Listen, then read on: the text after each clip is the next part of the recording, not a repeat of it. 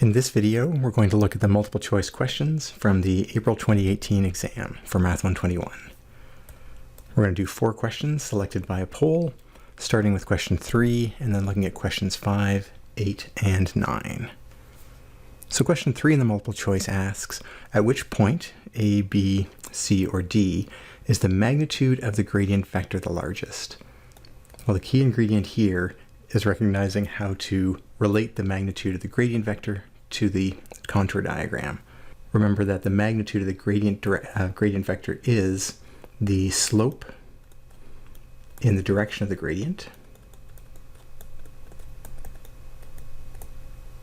And remember that the direction of the gradient is also the steepest uphill direction.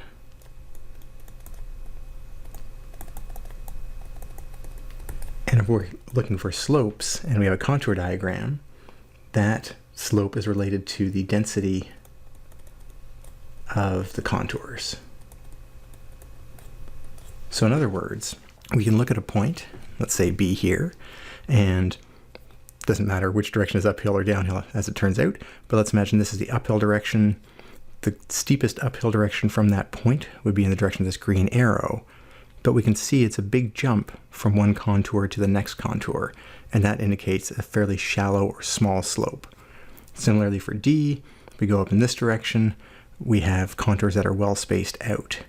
A, we can see, not necessarily the direction, but we can certainly see that there are very tightly packed contours. So this is going to be a point where, in a certain direction, not every direction, but in at least one direction, it's going to be very, very steep.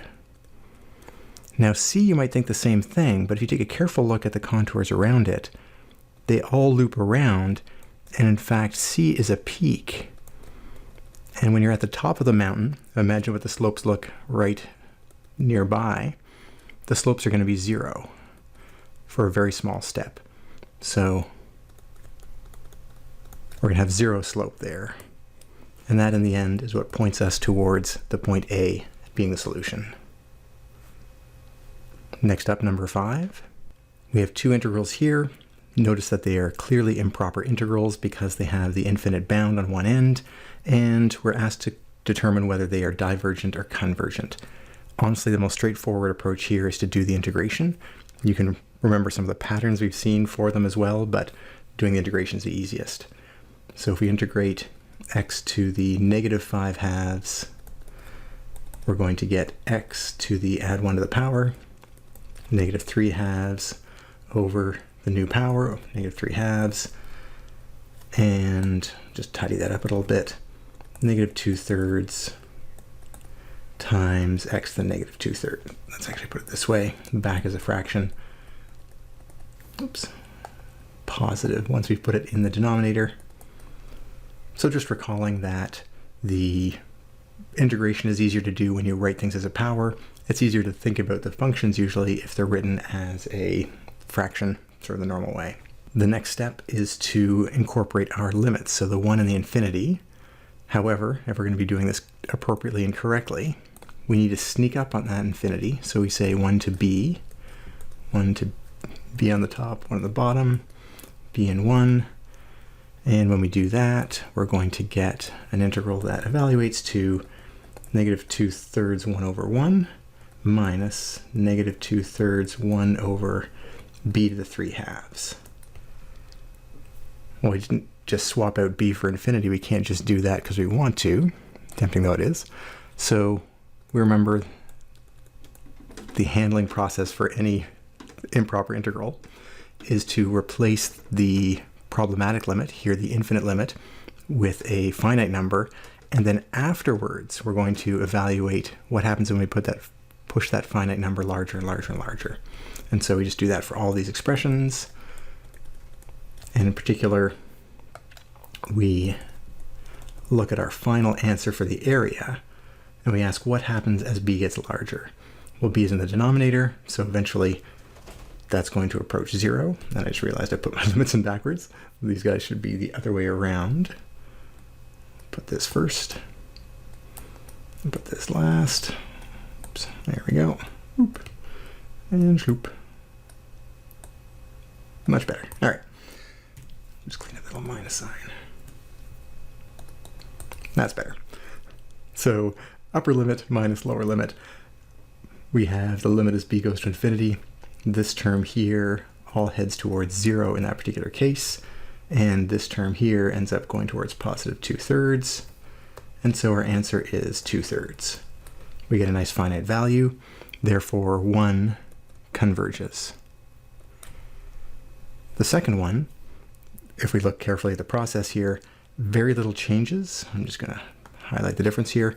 If we started with 3/2, we'd have -1/2, -1/2. Basically, almost nothing changes in the placement of the exponents. So we had x to the 3/2 in the denominator. When we integrate, we end up with x to the 1/2 still in the denominator, and that's going to be the make or break thing in our calculation. Instead of getting 2/3, though, we're going to get 2, but otherwise we still get a finite number, and so we get a, both 1 and 2, both of those integrals are convergent. Next up is question 8 rather. We have a function here, sine of x squared plus y squared, and it's combined with the denominator 1 plus x squared plus y squared. Right away, that has circular symmetry because of the x squared plus y squared terms, pardon me. And so immediately that rules out C and D. The next element, at least to me, is looking at the pattern. So if we go out, say, the y-axis, we can see that this graph has the same amplitude as y increases, whereas this graph, we can see the amplitude is getting smaller and smaller. Well, remembering how these functions work, if we write it separately like this, 1 over 1 plus x squared plus y squared, this is going to oscillate this sine term here. So we're going to get this kind of shape here, or this shape here, but then this, the leading term out front, defines the amplitude. And the amplitude decreases with an increase in x or y.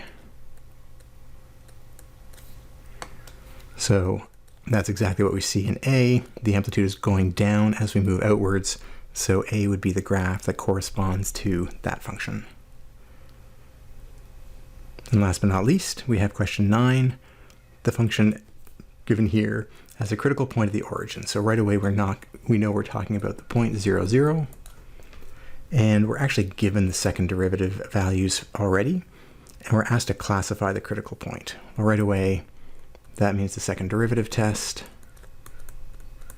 And right away, that means we need to calculate that d value, which is based on the 3 partial derivatives. Notice, though, that we have a specific point. So we have the point 0, 0. Well, it doesn't change our second x derivative.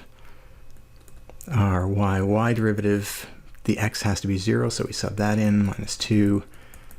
And fxy is just going to be 0 at the point that we're interested in.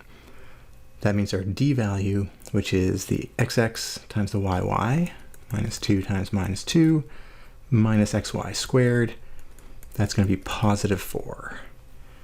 And remembering how we break these down, that implies the same concavity in all the directions. And the fact that these two derivatives, the second derivatives here, are negative, that means concave down. And so the shape we would have is concave down, we're at a critical point here, and so we're talking about a local maximum based on that diagram.